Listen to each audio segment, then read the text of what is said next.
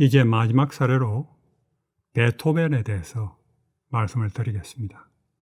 음악 역사상 가장 위대하고 존경받는 작곡가이고 악성이라고 불리는 베토벤의 생애를 한번 생각해 보십시다. 그는 어릴 때부터 일평생 아주 가혹한 시련 가운데 살았습니다.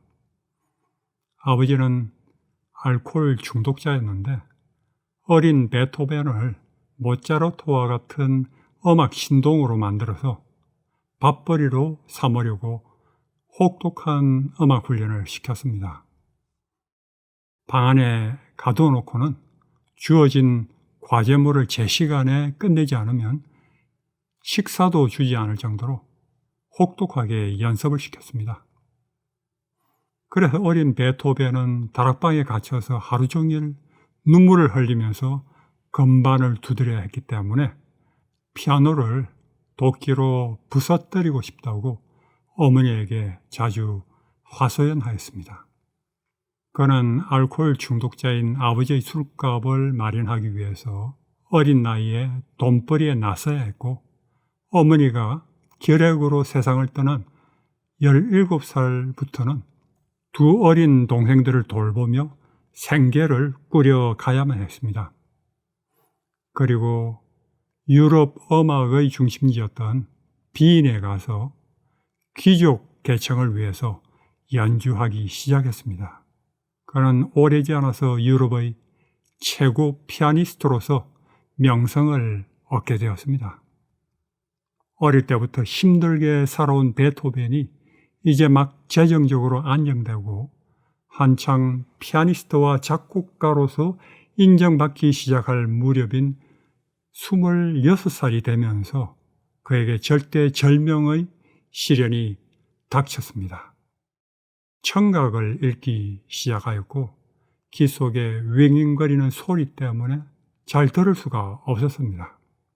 음악가가 청각을 잃는 것은 그가 가진 모든 것을 잃는 것을 의미하는 것이죠. 몇 년 동안은 이것을 남에게 눈치채지 않게 하기 위해서 애를 썼고 사람들을 피하고 하였습니다. 그는 실수를 하게 되고 점차 연주를 하지 못하게 되어서 가난 때문에 시달려야만 했습니다. 젊은 베토벤에게는 또 다른 고난이 있었습니다. 그는 여러 여자를 사랑했지만 그의 사랑은 한 번도 성공하지 못하고 평생 독신으로 쓸쓸하게 인생을 마친 것입니다. 그는 제자였던 줄리에타를 사랑해서 월강 피아노 소나타를 그녀에게 헌정했습니다. 그렇지만 그녀의 아버지가 베토벤이 귀족이 아닌 것을 이유로 반대하였고 줄리에타는 귀족과 결혼해서 베토벤을 떠나버리고 말았습니다.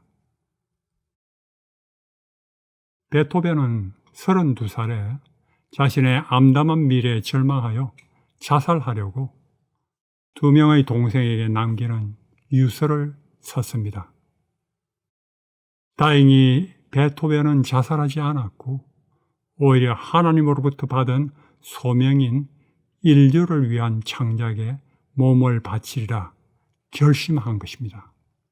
그의 청각장애는 그가 피아니스트를 포기하고 작곡가가 되도록 이끌었고 그는 듣지 못하는 대신에 진동과 울림을 감지해서 작곡했습니다.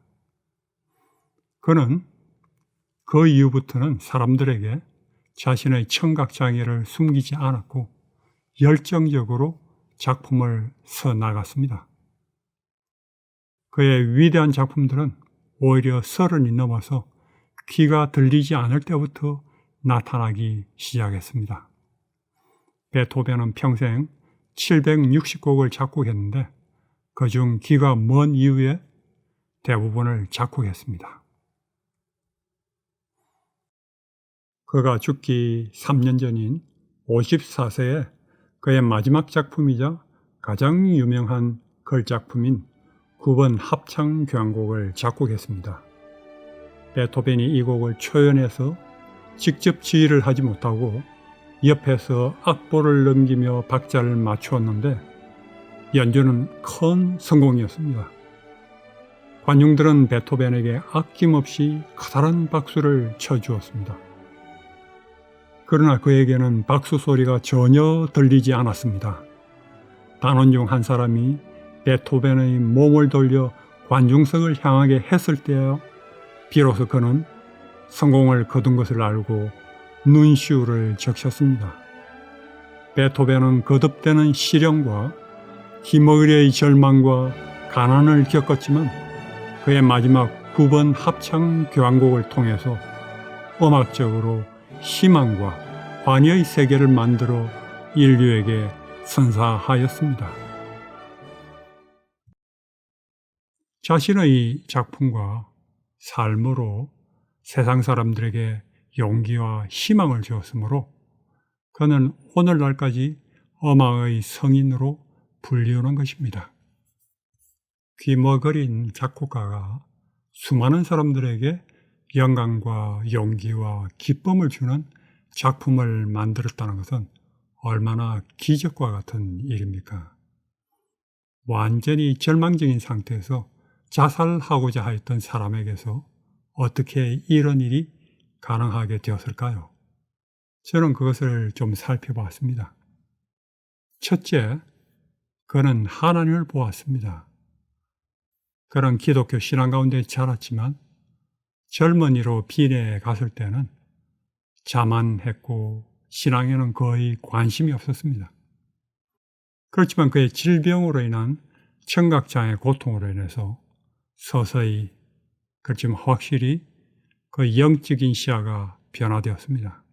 그의 편지, 일기, 노트들에는 하나님에 대한 많은 글들이 담겨 있습니다. 그의 일기에 반복적으로 드러난 기도들은 그가 시간이 지나면서 자만심은 부서지고 신앙이 자라고 하나님을 겸손히 의지해 나간 것을 보여주는 것입니다. 나는 친구가 없다. 그래서 홀로 살아야 하지만 하나님이 다른 사람들보다 나에게 더 가까이 계신 것을 잘 알고 있다.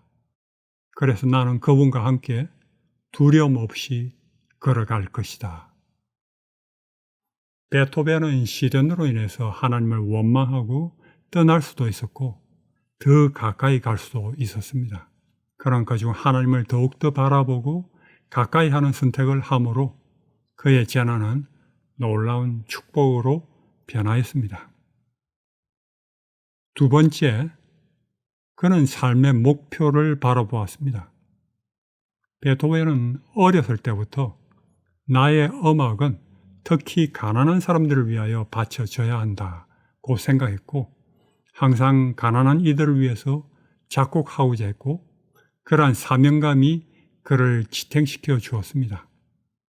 결국 베토벤은 귀족들만의 전유물이었던 음악을 서민들도 들을 수 있는 기회를 만들어 주었습니다. 남보다 하나님께 더욱 가까이 하고 하나님의 영광을 인류에게 널리 알려주는 것보다 더 고귀한 사명은 없다. 그는 그 목표와 사명을 성취하기 위해서 자살로 생애를 마감하지 않고 끝까지 인내하고 시련을 이겨내었던 것입니다. 마지막 세 번째, 그는 고난을 통한 기쁨을 보았습니다.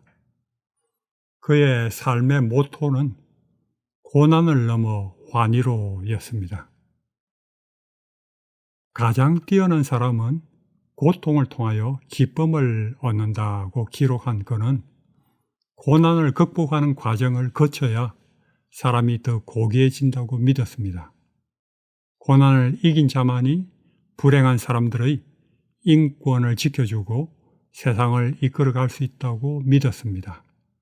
신앙을 통해서 그는 고통의 의미를 발견하고 고통 속에서 하나님을 만나고 그 기쁨과 감격을 음악으로 성화시켰습니다. 그는 나는 괴로움을 뚫고 나가 기쁨을 발견했다고 기록하였습니다. 지금까지 우리는 기적적인 치유를 만든 사람들의 사례들과 그들이 기적적으로 치유된 원인들과 전략들을 살펴보았습니다. 이젠 여러분 각자의 차례입니다.